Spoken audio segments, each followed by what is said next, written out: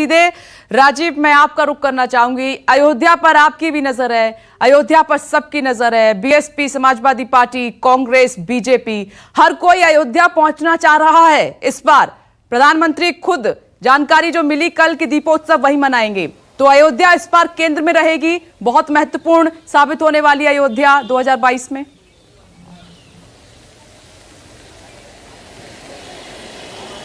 देखिए, जब तक राम मंदिर आंदोलन चलता था तब तक बहुत लोगों को लगता था कि ये सियासी मुद्दा, एक बार इसका समाधान निकल जाएगा तो शायद इस पर सियासत होनी बंद हो जाएगी। लेकिन जब फैसला आ गया और ये तय है कि राम मंदिर के पक्ष में फैसला होने के बाद वहाँ निर्माण कार्य तेजी से हो रहा है, तब बड़े आश्चर्य की बात है कि राम मंदिर भी चुनाव का केंद्र बन रहा है और राम मंदिर को फिर भी यूपी की सियासत का केंद्र माना जा रहा है। और जिस तरीके से सारे राजनीतिक दलों, मैं किसी एक दल की बात नहीं कर रहा हूं, आप देखिए बीएसपी ने ब्राह्मण सम्मेलन भी अयोध्या से शुरू किया। आप पार्टी, आम आदमी पार्टी चुनाव की तैयारी कर रही है, वो भी अपनी तिरंगा यात्रा 14 सितंबर से शुरू कर रहे हैं। लेकिन जिसका कॉपीराइट है राम मंदिर और अयोध्या, तो बीजेपी अपना कॉपीराइट मान करके चलती है और वहां से जो मंदिर का निर्माण कार्य हो रहा है या अयोध्या की जो बदलाव की तस्वीर है उसको दिखाने के लिए, उसको अपना पार्ट बनाने के लिए बीजेपी सबसे ज्यादा आतुर है। प्रधानमंत्री दीपोत्सव में मुख्यमंत्री आते रहे, प्रधानमंत्री नरेंद्र मोदी के आने की बातें हो रही है। दूसरी बात विपनेश ये है कि अगर आप देखें इन 5 राज्यों के चुनाव की आहट के साथ ही किस तरीके की धार्मिक राजनीति या धर्म की राजनीति हो रही है। असदुद्दीन ओवैसी पिछले 2 दिनों से दौरे पर हैं। जब उन्होंने रुदौली में और सुल्तानपुर में अपनी जनसभाएं सारी बातें कर ली, तो तीसरे दिन प्रशासन कह रहा है कि कोरोना प्रोटोकॉल का इस्तेमाल करना चाहिए। जो उनको कहना था, जो उनको करना था, वो कर लिया। मैं ऐसी एक जनसभा में था, वहाँ कोई कोरोना प्रोटोकॉल नहीं था। 2 दिन बीत गया, सारी बातें हो गई। अब इसके बाद आज के लिए कोरोना प्रोटोकॉल फॉलो करने के लिए कहा जा रहा है। राहुल गांधी का आपने देखा ही, वैष्णो देवी गई। पश्चिम बंगाल की मुख्यमंत्री ने दुर्गा पूजा की पंडाल समितियों को 50-50 हजार रुपए देने का ऐलान अभी किया है, कल ही किया है।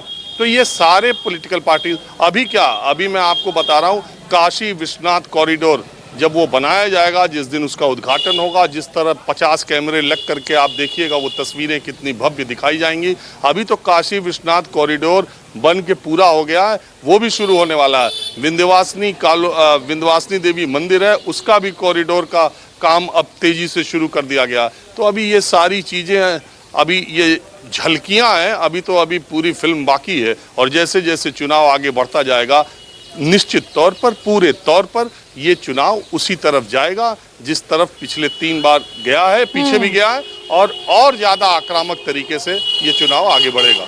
बिल्कुल राजीव, आप सही कह रहे हैं कि ये तो झलकियां हैं, पिक्चर अभी पूरी बाकी है। अभी तो ये राजनीतिक पार्टियां और अपना प्लान पक्का कर रही होंगी। तो जयराम विप्लव जी, मंदिर पॉलिटिक्स फिर शुरू हो गई, बिना अयोध्या जाए बात बनेगी नहीं। देखिए, शुरुआत किसने की ये जनता देख रही है, और जनता ये भी जानती है कि किसकी भूमिका इन सारी चीजों को लेकर क्या रही है। लोग जानते हैं कि 1980 से भाजपा के घोषणा पत्र में राम मंदिर निर्माण को लेकर हमारी प्रतिबद्धता रही है। तो ये कोई नई बात तो है नहीं। एक हम ही थे जो पहले भी अयोध्या जा रहे थे, आज भी जाए तो कोई आश्चर्य नहीं है। आखिरकार अयोध्या में इतनी भव्य दिवाली मनाने की परंपरा भी भाजपा शासन में ही शुरू हुई। तो आज स्थिति यह है कि 2014 के बाद जो दल कल तक केवल स्थितियों का दिखावा करते थे, आज उनको भी प्रभु श्री राम और हिंदू पहचान की याद आने लगी है। आज राहुल गांधी जी वैष्णो देवी की यात्रा करते हैं तो कभी जनेऊ धारण कर लेते हैं, और औरतों और ओवैसी भी अब आजकल अयोध्या की यात्रा कर रहे हैं। तो ये तो मैं मानता हूँ कि ओवैसी तो आपकी मदद करने के लिए ही पहुंचे हैं, आपके नेता बोलते हैं ये बात। विपनेश जी, मैं तो मानता हूं कि ये भारत की सांस्कृतिक और वैचारिक जीत है, और भाजपा की भी वैचारिक जीत है कि आज नैरेटिव साक्षी महाराज ने बयान दिया था उत्तर प्रदेश में, जब असदुद्दीन ओवैसी गए पहली बार, तो उन्होंने कहा कि वो हमारी मदद करने के लिए आए हैं उत्तर प्रदेश में। मैं तो यही कह रहा हूं ना कि तुष्टीकरण की राजनीति अब खत्म हो रही है। चाहे ओवैसी करे, मायावती जी करे, कांग्रेस करे या समाजवादी करे, आज सबको दिखाई पड़ रहा है कि सबको साथ लेना पड़ेगा। हिंदुओं की भी बात कर रहे हैं, तो हम तो खुश हैं कि आखिरकार लोग सबके साथ और सबके विकास की जो बात प्रधानमंत्री जी कहते थे, उस दिशा में सब लोग बढ़ रहे हैं। लेकिन जनता जानती है कि ढोंग कौन कर रहा है और असली काम किसने किया है, लोगों को मालूम है। जी राजीव, आप कुछ पूछना चाह रहे हैं क्या?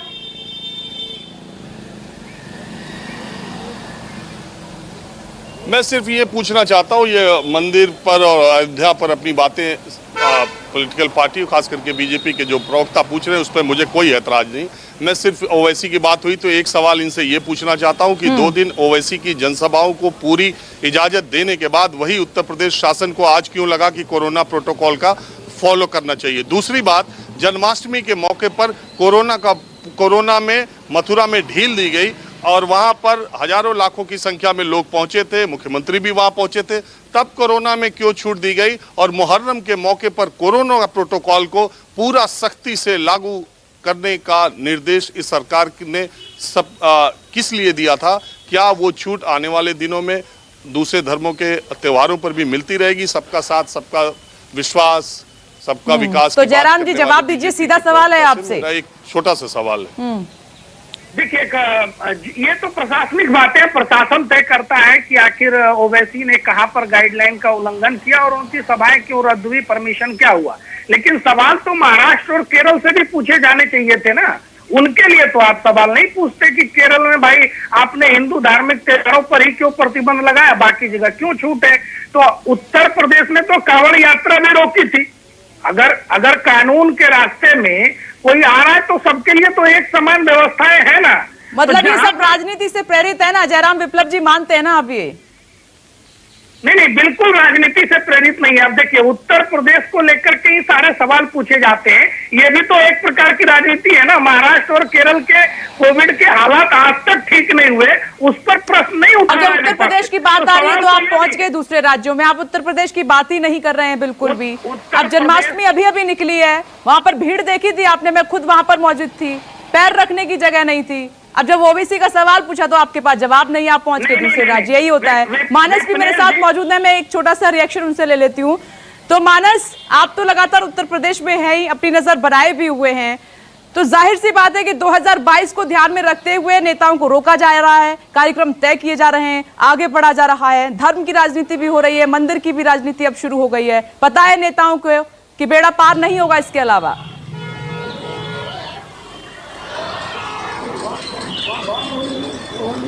देखिए, निश्चित तौर पर उत्तर प्रदेश का एक दुर्भाग्य रहा है कि हमेशा से यहाँ पर जाति और धर्म की सियासत होती रही है और इस बार भी देखिए कमोवेश वही स्थिति बनती जा रही है।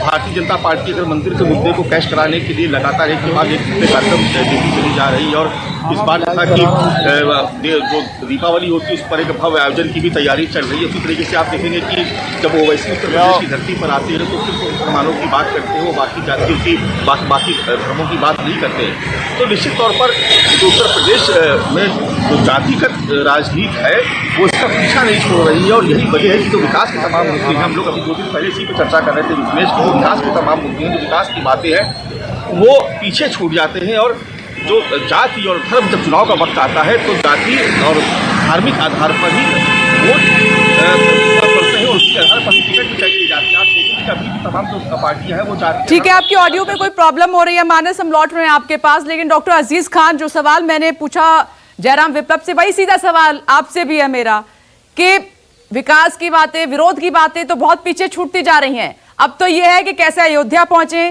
कैसे राम को याद करें, कैसे धार्मिक कार्यक्रम करें, यह सब अब प्रायोरिटी पर है। देखिए विप्लेश जी, अभी आपने अलग अलग तरीके से जयराम विप्लव जी से सवाल पूछा, तो वो देखिए उन्होंने सीधा सा उसको डिनाई कर दिया। उन्होंने कहा साहब केरला के बारे में क्यों नहीं बात करते हैं आप, महाराष्ट्र के बारे में क्यों नहीं बात करते, वो उत्तर प्रदेश की बात नहीं करेंगे। देखिए एक बात आप जान लीजिए, ये जो कुछ इससे पहले हुआ चुनाव के दौरान, शायद ये 2022 का चुनाव एक ऐसा चुनाव होगा जो बहुत ही विप्लेश जी ऐतिहासिक चुनाव होने जा रहा है। अभी तक धर्म कर्म के नाम पे चुनाव होता रहा, अब समस्याएं हैं। आज किसान देखिए 9 महीने से प्रदर्शन कर रहा है, उसकी सुनी नहीं जा रही है। आप देखिए जिस किसान को खेत में होना चाहिए आज वो संसद से सड़क तक लड़ाई लड़ रहा है। साहब करनाल में क्या हुआ, लाठियां भाजी जा रही हैं तानाशाही अंदाज में, आप देखिए मौतें हो गई, तमाम लोग घायल हो गए, लेकिन ये नौकरशाही वाली सरकार आज किसानों की सुनना नहीं चाहती है। या फिर हो क्या रहा है? कुल मिलाकर के इस बात को देखिए कि आज आज देश में और प्रदेश में जनता में रोष है और बड़े स्तर पर रोष है। नहीं तो आप कौन सा किसानों के लिए सम्मेलन कर रहे हैं? आप कौन सा उन लोगों के लिए सम्मेलन कर रहे हैं जिसकी नौकरी की आप बात करते हैं? आप कहते हैं कि उनके पास नौकरी नहीं है, छात्रों के पास अपनी समस्याएं, उनके लिए कौन सा आप सम्मेलन सड़क पर उतर कर रहे हैं? आप भी तो वही सम्मेलन कर रहे हैं जिससे वोट मिलना है आपको। देखिए विपनेश जी, ये धर्म कर्म की बात कितनी भी कर ले, लेकिन अब धर्म के आड़ में ये अब अपने आप को, अपनी कमियों को छिपा नहीं पाएंगे, ये अपनी विफलताओं को नहीं छिपा पाएंगे। उत्तर प्रदेश में 4.5 साल में जो नंगा नाच हुआ है, जो कोरोना काल में जिस तरीके से मौतें हुई हैं, आप अंदाजा नहीं लगा पाएंगी कि जो हाल हुआ है आज वो जनता यहाँ की भूली नहीं है। ये मैं आपको विपनेश जी बताऊं, हमने कुछ नहीं किया। आज उत्तर प्रदेश में समाजवादी पार्टी रूट लेवल पर काम कर रही है। जो पहले मौका मिला था हमको, उसके दौरान हमने काम किया था, हमने विकास की बात की थी, हमने धर्म कर्म की बात नहीं की थी। हकीकत यह है आज ये धर्म के आड़ में ये 4.5 साल की विफलताओं को छिपाना चाहते हैं, उसके पीछे छिपना चाहते हैं। चलिए ठीक है, मैं इस पर जवाब लूंगी जयराम जी से। और सतीश प्रकाश जी, आज मेरा सवाल यही है कि बीएसपी भी पीछे नहीं है, जो बीजेपी कर रही है, समाजवादी पार्टी कर रही है, वही आप कर रहे हैं कि जब सरकार में रहे तो याद आई नहीं ब्राह्मणों की और वर्ग की, अब जबकि 2022 आगे है तो सब कुछ किया जाएगा। अब देखिए विपलेश जी, हम बाबा साहब के अनुयायी हैं और बाबा साहब का बनाया हुआ जो संविधान है, भारतीय संविधान जो है वो ये आशा करता है कि कोई भी सरकार या कोई भी राजनीतिक दल का जो चरित्र है वो कहीं ना कहीं धर्मनिरपेक्ष रहे। देखिए अयोध्या में जाकर के और अयोध्या से बहुजन समाज पार्टी ने अपने आंदोलन की शुरुआत करके कहीं ना कहीं जो पॉलिटिकल अनटचेबिलिटी थी अयोध्या को लेकर, राम मंदिर को लेकर, हमने उसको खत्म किया। दूसरी बात, अयोध्या को लेकर के बीजेपी का ये दावा कि पैटेंट उसी के नाम है, हमने कहीं ना कहीं तमाम पॉलिटिकल सिनेरियो को चेंज किया और हमने एक मैसेज क्रिएट किया कि अब बीजेपी राम मंदिर के नाम पर वोट कैसे पॉलिटिकल सिनेरियो को चेंज किया है आपने? नहीं, सुनिए। देखिए हमने सीधा कहा, मेरा सीधा मानना है बहुजन समाज पार्टी एक राजनीतिक दल के साथ साथ एक सामाजिक मिशन भी है। हमको यह सिखाया जाता है कि धर्म से व्यक्ति नहीं है, व्यक्ति से धर्म होता है। एक बेरोजगार आदमी को आप कार सेवा करा करके ये सिद्ध नहीं कर सकते कि उनको रोजगार मिल गया। सुनिए, एक मंदिर की भव्यता दिखा करके अगर किसी आदमी के पास मकान नहीं है तो आप उसको ऐसे सेटिस्फाई नहीं कर सकते। अगर कोई बीमार व्यक्ति है उसको हॉस्पिटल में लेकर के जाना पड़ेगा ना, मंदिर में उसका इलाज नहीं है ना। हमारा मानना यह है कि भारतीय राजनीति की यह दुर्भाग्य है कि आम तौर पर सरकारें अपनी नाकामियों को छुपाने के लिए कहीं ना कहीं आस्था की तरफ लेकर के जाती है। देखिए एक बात कहूंगा विपलेश जी कि राजनीति की सीढ़ी से फिसले हुए लोग हमेशा धर्म की चौखट पे जाकर गिरते हैं और वही लकीर आप खींच रहे हैं, बिल्कुल उस लकीर से अलग नहीं है। आपको भी मालूम था कि राम मंदिर आस्था का केंद्र है, बहुत सारे लोग इससे जुड़े हुए हैं, सही शुरुआत अयोध्या से ही होगी, तो आप भी वहीं पहुंचे, सिर्फ नाम बदल दिया क्योंकि सुप्रीम कोर्ट ने मना किया है कि आप ब्राह्मण सम्मेलन नाम नहीं रख सकते।